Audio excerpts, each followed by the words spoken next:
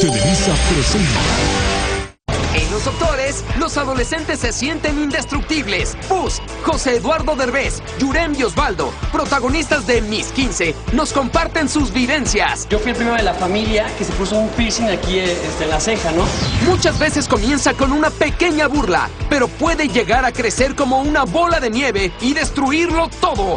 El bullying. Unos padres de familia nos contarán su desgarradora experiencia. Nadie le ponía un límite a ellos.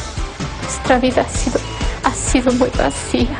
En Los Doctores le presentaremos algo que puede salvar la vida y cómo funciona el alcoholímetro. Si se le detecta aliento, se limita a hacer la prueba. La muerte es una de las terribles consecuencias de esta enfermedad. En Los Doctores le diremos cómo estar alerta para tener a sus hijos a salvo de las adicciones. Entre los 10 y los 14 años de edad son la etapa de inicio de consumo. Los Doctores, la consulta que mantiene saludable a su familia. ¡Comenzamos!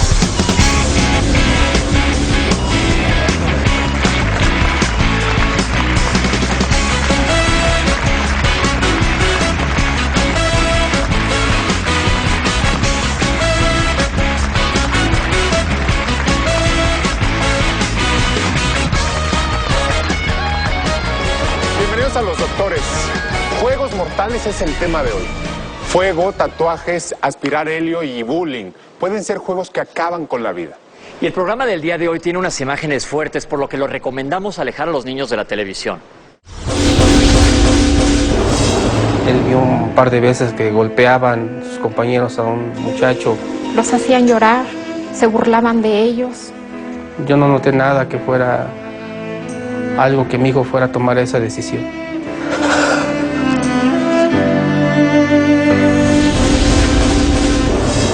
Híjole, como papás, qué duro, es durísimo, es una impotencia brutal. Y sobre todo cuando te enteras, porque muchas veces ni siquiera se enteran. Y a veces te enteras demasiado tarde. Exactamente. Este no es un programa que está hecho para juzgar las conductas de los jóvenes. Lo que estamos buscando es entenderlas para poder corregirlas y sobre todo prevenirlas. Los casos de bullying como el que acabamos de ver y del que hablaremos más adelante son terribles. Vamos a ver ahora algunas imágenes. ¿Cuál es el factor que lleva a los chavos a arriesgar su salud o inclusive su vida? ¿Demostrar que son dueños de sus propias decisiones o simple adrenalina?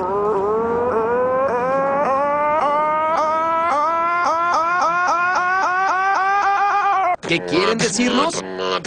¿Cuál es el mensaje oculto detrás de un juego que puede resultar mortal? Doctores, paz. Conductas riesgosas, ¿cómo les fue a ustedes de adolescentes? Pues es que yo me acuerdo que yo me sentía como grandiosa, o sea, a mí no me va a pasar nada, yo siempre estoy bien. Nunca te iban a cachar, nunca ¿no? me van a cachar. Y que lo último que debes mostrar es miedo ante algo. Sí, y es que sientes que como que no te entran las balas, ¿no? Como que cualquier cosa que otro pudiera tener un accidente a ti no te va a pasar, que tienes experiencia, que estás como mejor capacitado para hacer estas travesuras. Oigan, ¿no han escuchado cómo ahora dicen, no, es que antes no éramos tan traviesos o no éramos tan... No, pero eso sí es cierto, Salvador. En mi tiempo no había bullying. ¿Cómo no va a haber? Yo estoy Se seguro llamaba que diferente. se llamaba Sí, yo creo diferente que y ahora lo siempre ha tenemos existido. como más identificado, ¿no? Y la tecnología lo ha empeorado, definitivamente. El que te puedan mandar un correo para molestarte, el que te estén mandando chats, el que te estén mandando, que suban al internet o a Facebook. Sí. Eso no había. Una foto tuya en una situación penosa, pues está peor, ¿no? Pero antes de platicar de temas muy fuertes que tenemos el día de hoy, es muy importante entender lo que sucede en el cerebro de un adolescente. Vamos a ver. El cerebro de los adolescentes crece igual que crece todo su cuerpo a partir de los 12 años, que es cuando se inicia la adolescencia. Entonces se hacen conexiones nuevas, porque nosotros tenemos unas células en el cerebro que se llaman neuronas y tienen unas vías que se llaman dendritas. Y esas se conectan unas con otras, digamos que es una red, se empieza a hacer una red. Pero en la adolescencia hay una poda de esas redes. Y resulta que la última parte que se recupera en esta conexión otra vez de una neurona con la otra es esta parte. Y esta parte es la del autocontrol. El adolescente se revela porque él está buscando una identidad nueva y busca una separación de sus papás y de sus figuras importantes. Para él es necesaria porque el cuerpo le cambia la forma en la que percibe las cosas, la forma en la que siente las cosas. Pienso que soy capaz de hacer muchísimas cosas más allá, ¿no? Es decir, lo estoy probando todo el tiempo para reconocerlo como mío, porque ese cuerpo no es mío, no es el que yo era antes, es el cuerpo que tengo ahora. Cambian la familia por el grupo de amigos, eso se llama exogamia, es decir, salir de su grupo familiar al grupo de amigos. Y para el cerebro adolescente, la falta de aceptación de un grupo es muy parecida a la falta de alimento. Son capaces de dañarse incluso corporalmente para separarse emocionalmente de sus papás.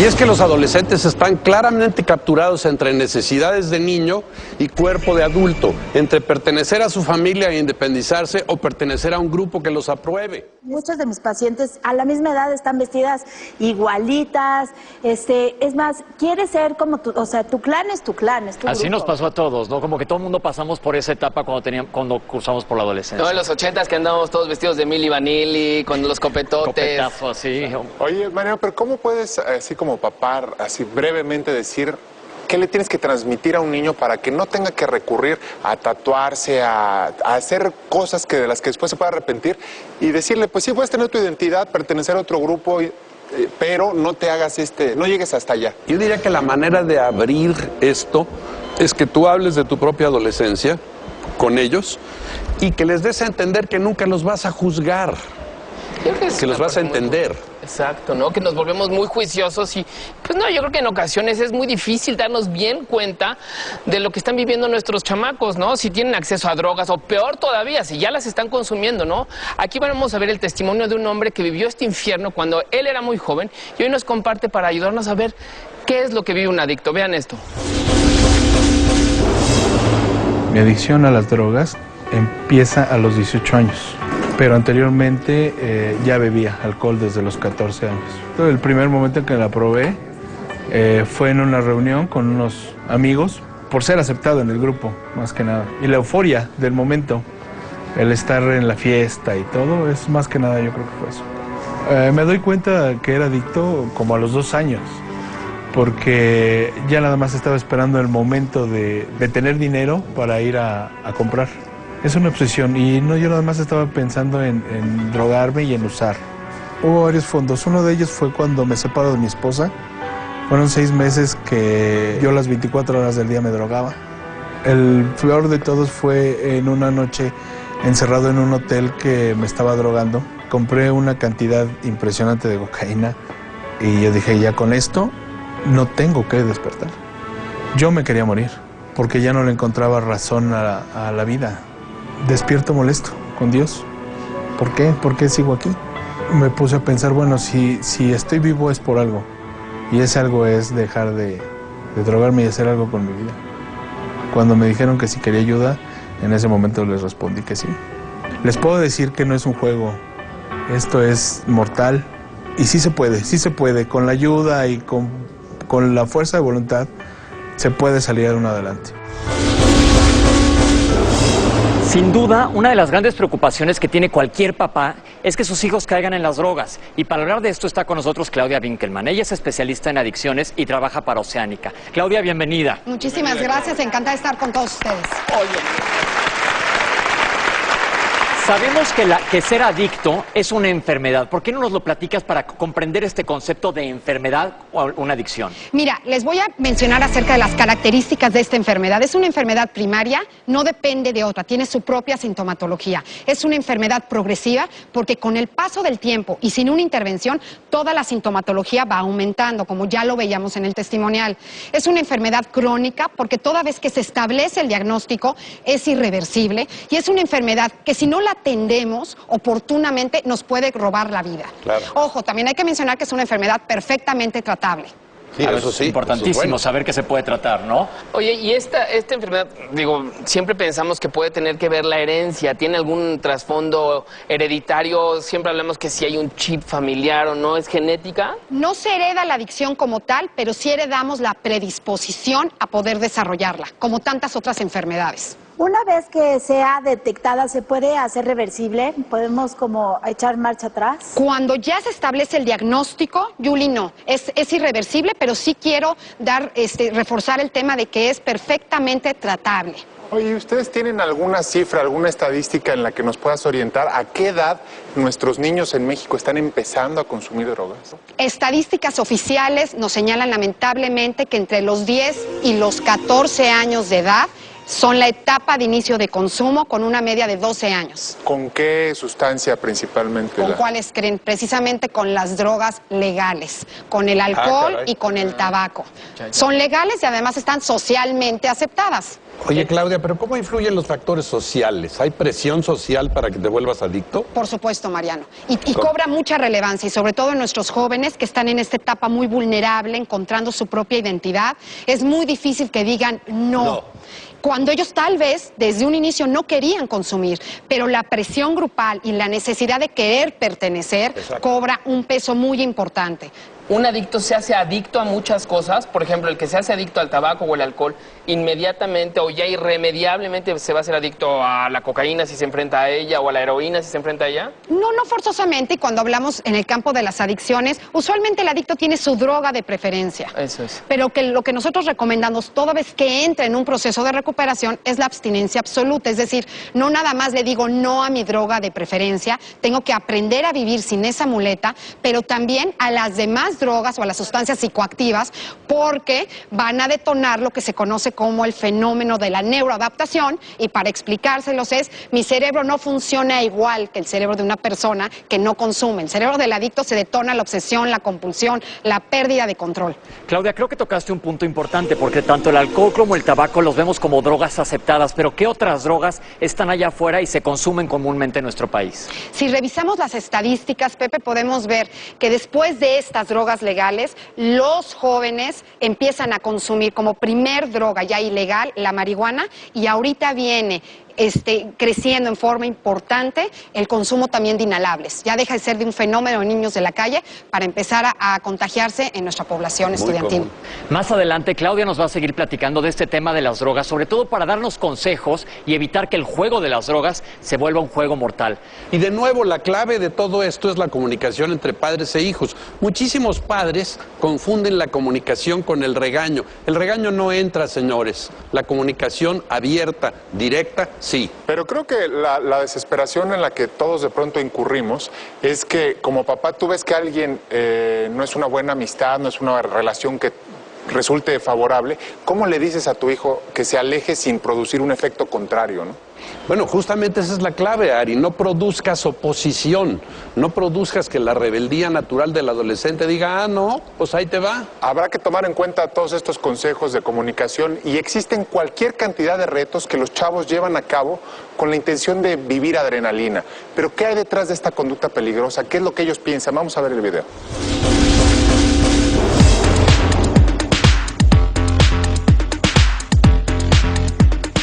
No pienso en el miedo, solamente lo intento. Para que se te quite el miedo tienes que caerte primero. Cuando yo lo estoy haciendo me libera, no pienso en nada. Prefiero disfrutar y hacer lo que me gusta. Me olvido de mis problemas y de los problemas que hay en la sociedad. Si usted ha escuchado hablar de bullying, le voy a pedir que no se retire del televisor porque es muy importante detectarlo. Es factible que su hijo lo esté sufriendo y usted no se haya enterado.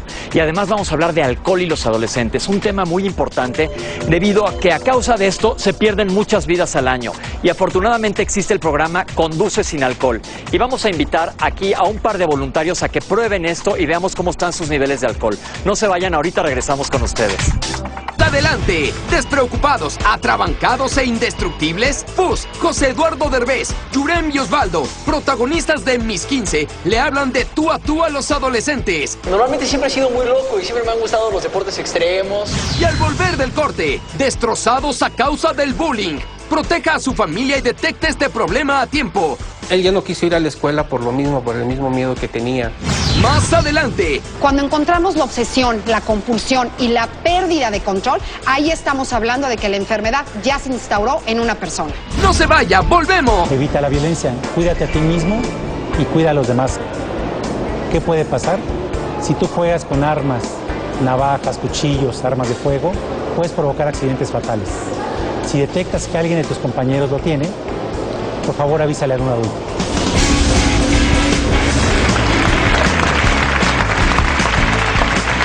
Seguimos hablando de los juegos que los adolescentes practican, sabiendo o no que pueden estar poniendo en riesgo su salud.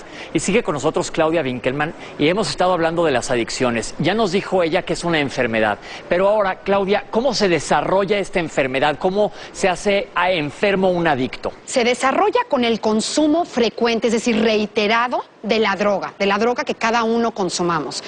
Y me gustaría hablarles acerca de las etapas. Es decir, hay una diferencia entre el que usa, y me estoy refiriendo específicamente al alcohol, en donde es un evento social, no conlleva ningún riesgo.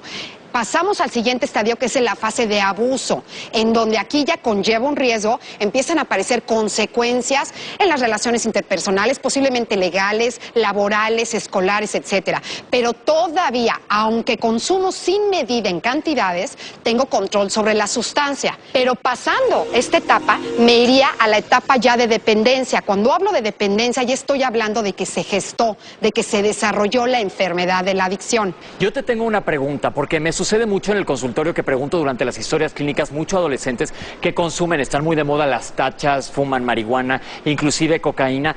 ¿Cuándo se hace uno un adicto? Porque hay unos que te dicen, pues sí, cada 5 meses consumo algo. Depende de una serie de factores, pero lo que yo te puedo decir es, cuando encontramos la obsesión, la compulsión y la pérdida de control, ahí estamos hablando de que la enfermedad ya se instauró en una persona. Gracias, Claudia, pero no te vayas porque vamos a seguir hablando contigo más adelante sobre las consecuencias que tiene esta enfermedad.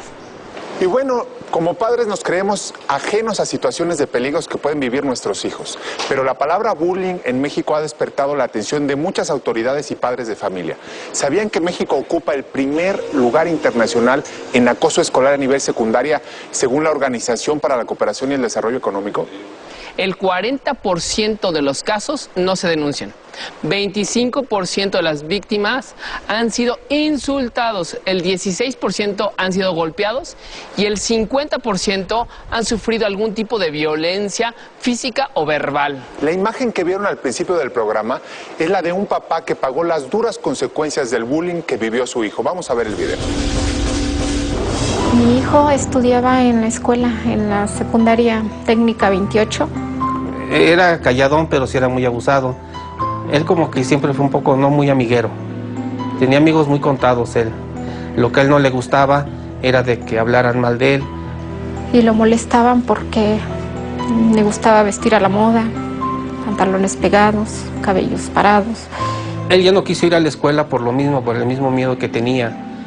Cuando ocurrió todo esto, yo me acerqué directamente a la dirección, pero el director no me hizo mucho caso. Nadie le ponía un límite a ellos. Mi hijo se quitó la vida, se ahorcó por miedo. Nuestra vida ha sido muy vacía. Que no cierren los ojos a la realidad que se está viviendo de esta violencia y que pongan atención a sus hijos.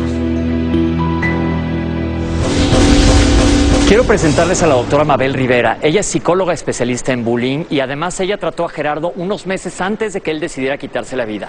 Doctora, bienvenida. Gracias. Tengo una pregunta. ¿Qué le pasó a Gerardo y qué hace a un niño susceptible a que sea atacado? ¿Qué lo vuelve una víctima?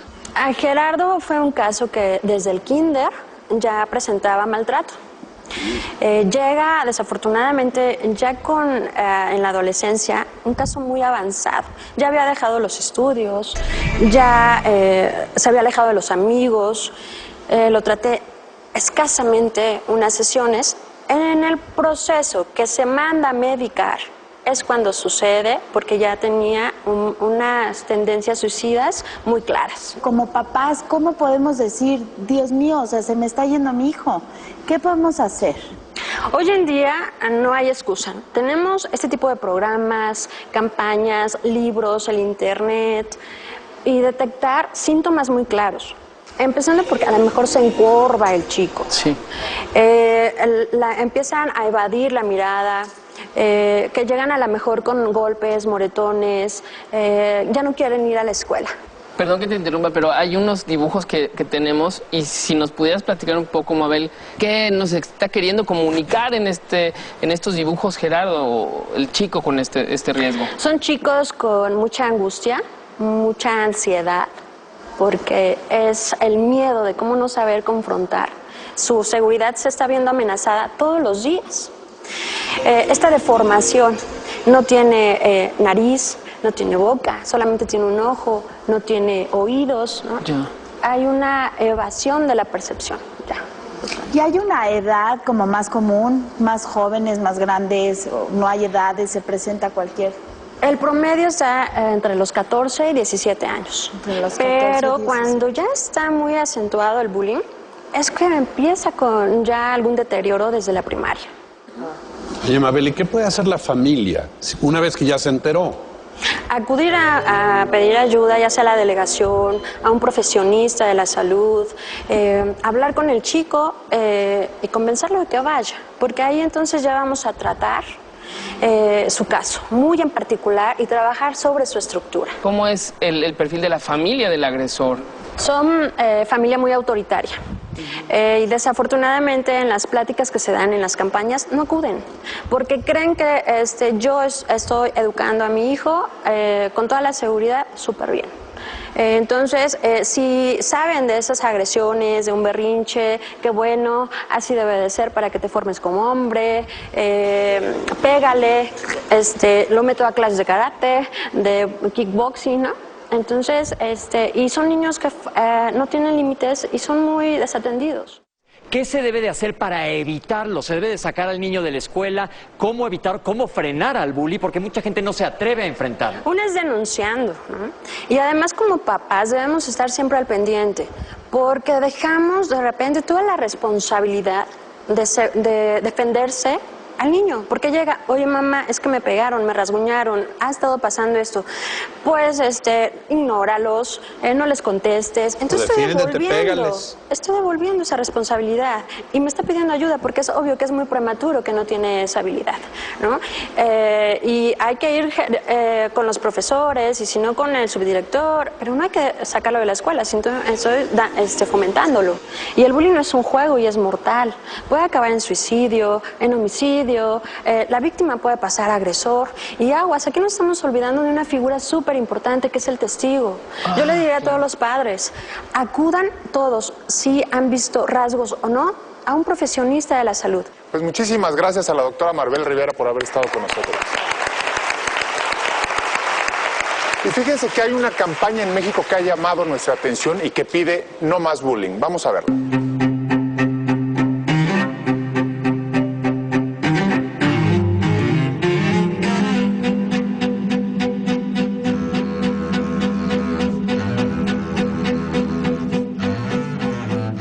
Una campaña que se está llevando a cabo hoy en día que se llama No Más Bullying o hashtag No Más Bullying y les voy a presentar a los creadores de esta campaña. Están con nosotros Pepe Becker y Billy Robsar. Bienvenidos. Hola, gracias. Bienvenido. Cuéntenos, ¿por qué esta campaña? Que, o sea, está súper bien diseñada, pero ¿por qué en este momento esta campaña de No Más Bullying? Pues mira, más que el momento, yo creo que estamos en una situación en México en donde está creciendo exponencialmente el tema del bullying. Siempre ha existido, pero hoy en día las redes sociales han hecho, por eso también el hashtag y un poquito para conectar con ese mundo, porque sí la gente hoy se entera de todo. Ya no tienes derecho como adolescente a cometer errores. Ya antes cometías un error, te ibas a tu casa, se apagaba el error. Hoy en día sacas un video, subes una foto, ya no se permite. Sí, la consecuencia es mortal, ¿no? Mortal. Y a mí lo que me llama mucho la atención es que son palabras realmente que antes no habíamos visto. Esto es increíble. Sí, lo que es interesante es que a veces uno cree que lo cotidiano y lo normal es permitido porque se repite muchas veces.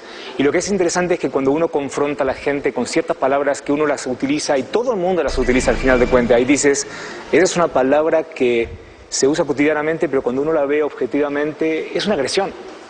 Y lo que también sucede es que hay que empezar a concientizar de que no podemos permitir, por más grupo de amigos que sea, por más chavos que sean, por más modernismo que haya, que una agresión se transforme en cotidiana. Entonces lo que es importante es tratar de que esas palabras que las usamos cotidianamente, confrontarlas, y la frase dice, si te molesta leerlo, ¿por qué no te molesta decirlo? Exacto. Tenemos que empezar a concientizar las palabras. La única manera de poder lograr un cambio es concientizando.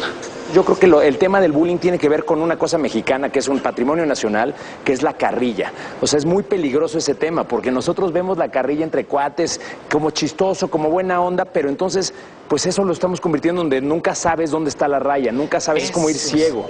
Eso es, y como hace un rato decía Mariano, a lo mejor un poco, que antes no existía el bullying, pero siempre ha existido esta carrilla, cotilleo entre nosotros, entre los amigos, pero que hay una línea muy tenue entre lo que ya llega a ser realmente agresivo para las personas y para los jóvenes en particular. Y hay complicidad también por parte no solamente de los amigos, sino también de los padres. A ver, ¿cómo es eso? Porque lo que sucede es que no nos olvidemos nunca que todos somos productos de la educación. Sí. Y lo que sucede es que cuando a un niño lo molestaban, el papá decía, pues, defiéndete y hazte hombrecito, le decían, ¿no? Esa es la frase de cajón. De cajón, hazte hombrecito solito, defiéndete, y tanto a los hombres como a las mujeres le decían, pues, así es la vida y te la aguantas. Y la verdad, la vida no es así. Y creo que esta cosa de sentirse acorralado de un chavo, entre que los amigos lo están molestando y el papá no hace nada, el silencio es un gran cómplice del bullying también. Y teníamos que encontrar la manera de poder sacarlo adelante y que los niños puedan decir, perdón, a mí no me gusta que me hagan ese tipo de cosas. Claro, y además hay que estar bien consciente que no solamente ocurre a un nivel escolar, o sea, no es en adolescentes. Laboral también. Laboral, en las oficinas, en los empleos, la verdad. Hay casos, me contó un senador que está muy involucrado en el tema del bullying, me platicó que hay, de hecho, maestros que son bulleados por alumnos. Maestros son bulleados por alumnos. Oye, y el maestro dice, oye, profe, si te dice algo, ahí nos ponemos de acuerdo. Le caemos. ¿Hasta dónde puede llegar una campaña como esta? Pues hasta donde, gracias a programas como este, nos lo permitan. O sea, eso es. O sea, yo, de verdad, cuando saludé ahorita a la productora allá atrás, pues, me dijo, gracias por venir. Y de verdad, sí les digo que no, es un rotundo gracias a ustedes por tenernos. Porque es la manera que esta campaña llega donde tiene que llegar. Y sobre todo lo que tiene es el grado de simplicidad de la campaña, donde es una palabra nada más, y esa palabra es tan poderosa que todo el mundo voltea a verla. Eso es muy acertado. Es grande. Son las palabras, que al final de cuentas las palabras son un espejo de nosotros mismos. Claro. Nosotros decimos siempre que la publicidad, que estamos acostumbrados a estar de alguna manera bombardeados de todos productos, consumos, frases, lo que sea, de repente que en el medio de la nada alguien diga una palabra que alguien lo espejea, automáticamente dice, algo está pasando ahí que tiene que ver conmigo. Pues muchas gracias, Pepe, Billy, muchísimas gracias por traernos esta campaña que verdaderamente está sentando pie para algo que tenemos que ser muy proactivos, y es trabajar en contra del bullying. Estarán aquí con nosotros José Eduardo Derbez, Fus, Yurem y Osvaldo Zárate para ayudarnos a entender cómo ven los adolescentes el mundo de hoy. Ahorita regresamos. Adelante, ya vienen Fus, Yurem, Osvaldo y José Eduardo Derbez, quienes nos contarán una de sus más peligrosas travesuras. Yo fui el primero de la familia que se puso un piercing aquí en la ceja, ¿no? Y enseguida le ha salvado la vida a miles de personas. Es el alcoholímetro. Para usted, ¿es amigo o enemigo? El límite permitido, ¿cuál es? Punto 40. El límite máximo. Además, el adicto se anestesia, se evade de su vida a través de la droga que consume. Regresamos. Un pelo humano puede soportar hasta 100 gramos de peso. ¡Uy! ¿Y yo con todo este pelo y no puedo soportar los chistes que me manda el escritor? ¡Oh, sí! Pues ya estamos aquí con nuestros voluntarios y la unidad del alcoholímetro para ver la hora de la verdad, a ver quién pasa y quién no pasa. ¿Cuántas te tomaste tú? 2. Me tomé 2. Muy bien, nada más. Pues sí, ahorita todavía me siento bien, pero a ver qué pasa. ¿Qué nos dice el doctor? Y estamos aquí también muy agradecidos con el doctor Charteris y el oficial Rodríguez que nos acompañan. Doctor, ¿qué es lo que procede? Supongamos que ella llegó al punto de revisión y ¿qué es lo que se le indica? Después de haberla analizado en el punto de revisión y de entrevistarla, si se le detecta aliento, se le invita a hacer la prueba. Lo que vamos a hacer ahora, Pamela, es encender el aparato. El botón verde indica que puedes realizar la prueba. Cada pipeta está cerrada y es única para cada conductor. Se coloca en el aparato. Y te voy a pedir que soples fuerte durante 5 segundos. hasta que enciendan 2 focos, el rojo y el naranja. ¿Ok? ¿Lista? Sopla fuerte. Aquí empieza a analizar. Ya se apagó el botón verde y se prendieron los otros 2 focos y esperamos el resultado. Que es algo muy importante de comentar porque en ocasiones la gente piensa que soplar es... y ya para ellos es soplar y que se les hace soplar de más. Si soplan mal desde un principio, se tiene que hacer la prueba hasta que el aparato pueda marcar. Ok. ¿El límite permitido cuál es? Punto 40, el límite máximo. ¿Y aquí ella está alcanzando? Ahorita llevamos punto 25. Y parece que ahí se detuvo. Punto 26. O sea, ¿cuánto tiempo tarda en analizarse? No, son segundos. No creo que rebase el límite. Punto 26 es el resultado. Punto 26 quiere decir que sí tomó, pero que no llega al límite en el que ya no puede manejar. Así es. Vamos contigo, Pepe. Gracias, Ari. Pues seguimos platicando con Claudia Winkelmann sobre las adicciones. Ya nos platicó que es una enfermedad y ya nos platicó cómo se desarrolla la enfermedad. Pero sabemos que un adicto puede afectar a un entorno completo, pero definitivamente el entorno también puede generar un adicto.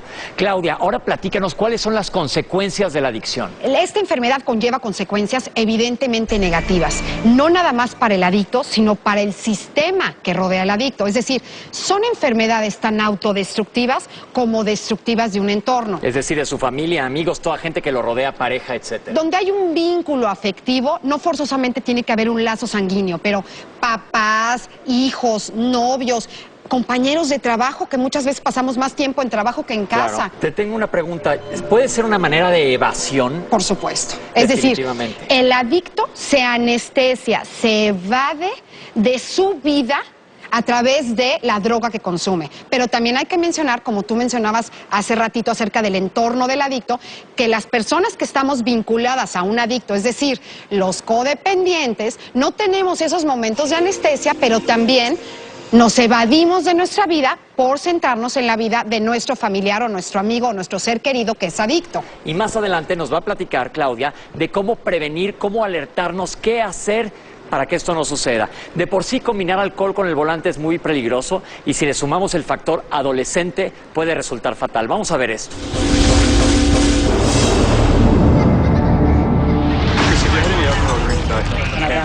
Just had a couple of beers. Just indicates that your breath contains alcohol. There's one other thing, I'm not sure whether you're aware, the young fella has in fact died. Are you aware of that, were you, Chris?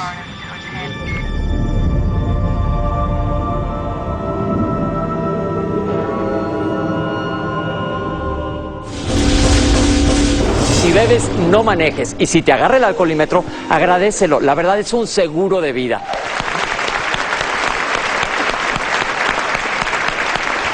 Quiero darles la bienvenida a Fus, a José Eduardo, a Yurem y a Osvaldo. ¡Bienvenidos!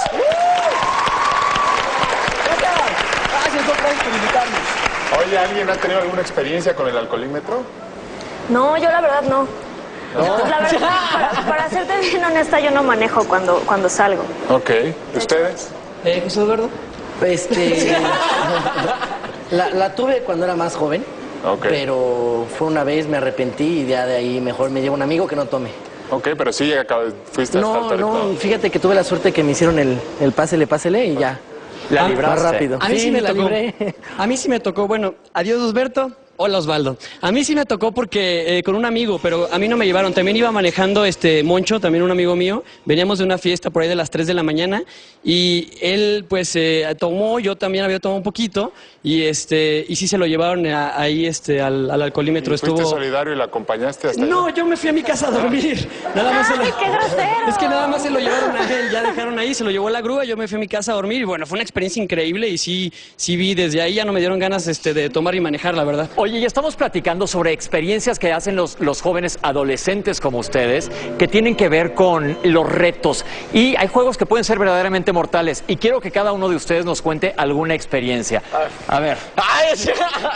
No, sí, yo sí soy un experto en eso de los retos mortales. Bueno, pues ya me ha mordido un perro, me han echado hielos en los wheelies, me ha aventado de albercas sin agua. Normalmente siempre he sido muy loco y siempre me han gustado los deportes extremos. Ya hice roller aggressive, ya hice skateboarding, BMX. Oye, ¿pero has tenido alguna consecuencia? Sí, me he descalabrado, me he roto un brazo, Oye, pero allá tenemos una pregunta. Yo quiero contar mi experiencia, yo también quiero contar mi experiencia. A ver, ¿cuál es tu experiencia, Manfredo? Yo también he jugado cosas mortales. Pues, ¿qué hiciste? Jugaba a los soldaditos, nos disparábamos piedras y canicas. ¿Y vieras qué chichones nos sacábamos? No, Manfredo, esos juegos no estamos hablando de eso. Estamos hablando de los que ponen realmente en riesgo tu salud. Pero vamos a ver qué fue lo que nos preparó Edgar, nuestro urgenciólogo, el día de hoy. Hoy quiero platicarte sobre uno de los casos que más me ha impactado a lo largo de más de 15 años que llevo en la sala de emergencia. Imagínate que son las 11 de la noche y llega un chamaco cargado por sus amigos directo a la sala de emergencia. Ahí llegan todos. Dicen que no saben qué fue lo que le pasó. Pero el muchacho no respondía, así que lo pasamos directo a la unidad de reanimación. En lo que era atendido, yo fui a preguntar qué es lo que había pasado.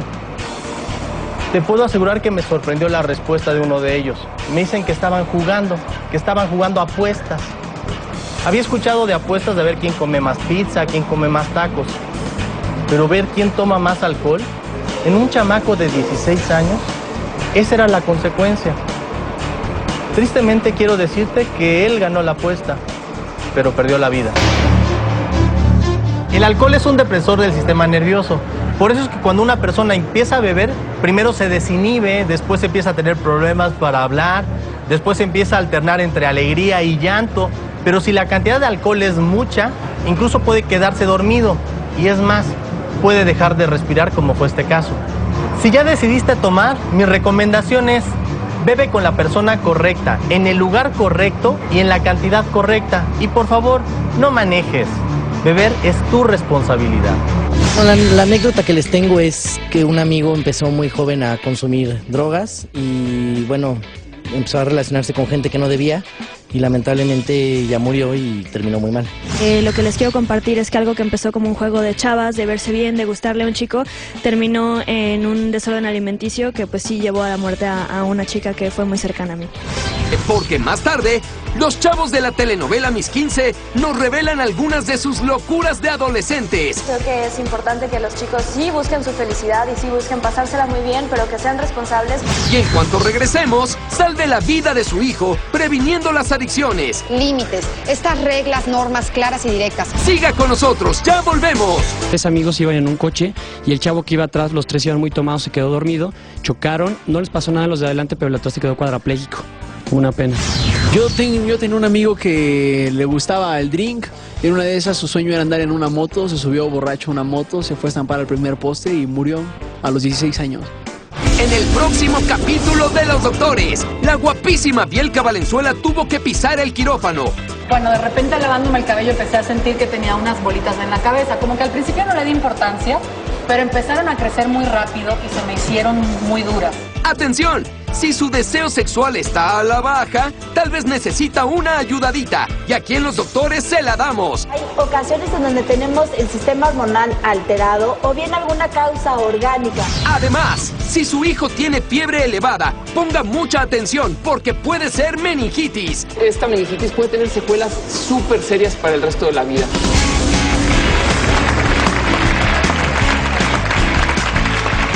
Hemos estado hablando de algunos de los juegos mortales que juegan los adolescentes, pero más allá de ello, ahora vamos a buscar cómo involucrar a la familia. Y hablando de adicciones, seguimos platicando con Claudia.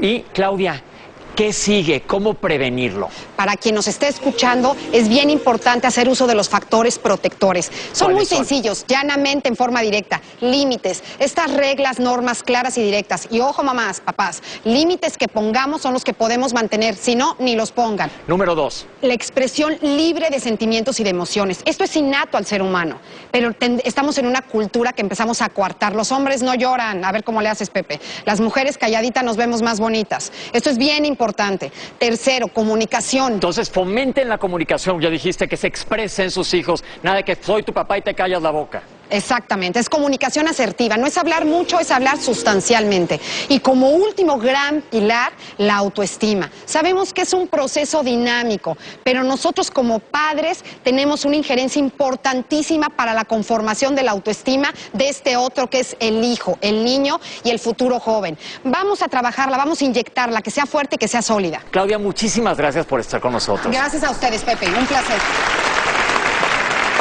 Pues seguimos hablando con nuestros invitados. Ellos son jóvenes, famosos y también pueden experimentar algunas veces conductas peligrosas. Tú, Osvaldo, ¿qué nos cuentas?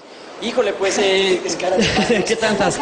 Bueno, una así de peligroso, ¿verdad? Bueno, una me tocó el piercing. Sí me puse un piercing, pero fue muy difícil porque yo fui el primero de la familia que se puso un piercing aquí en la ceja, ¿no? Cuando estaba en Rebelde me acuerdo que fue un personaje, me lo puse y fue muy difícil para mi familia. O sea, hablando de tíos y todo así de, uy, Osvaldo es gay o es drogadicto. Y tú dices, no podemos etiquetar a las personas por ponerte un piercing o un tatuaje. Oye, y obviamente no pediste ni permiso, o sea, tú llegaste ya con tu piercing. Sí, no, pues. pedí perdón más bien, ¿no? Dicen que a veces es mejor pedir. Oye, hablando de papás, José Eduardo, tú tienes papás famosos. ¿Cómo han sido tus papás contigo y qué has hecho tú que sea un poco rebelde en tu caso? Yo me hice un piercing hace mucho.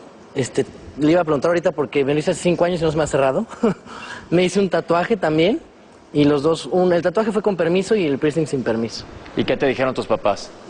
Pues el tatuaje yo tenía muchas ganas y mi mamá me acompañó a hacérmelo. Ella me dio el valor porque duele mucho. No me volvería a hacer otro. Sí, duele.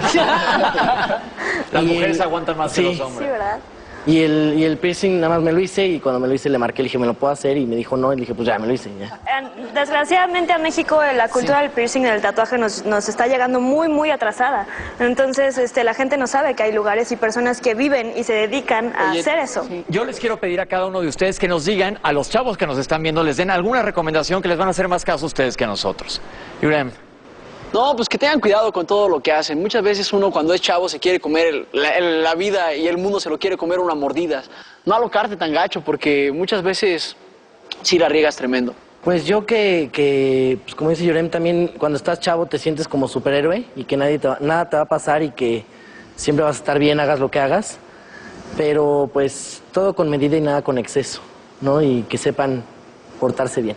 Diviértanse, chavos, es la mejor edad, ¿no? La adolescencia, pero sí, nada más prevenir todo, ¿no? Yo creo que sí pueden tomar riesgos, pero para bien, ¿no? Arriesgarse a hacer un nuevo deporte, arriesgarse a conquistar a una chica, arriesgarse a emprender un nuevo negocio, no sé, pero no arriesgarse a hacer tonterías, yo siento. ¿Un consejo, Fus?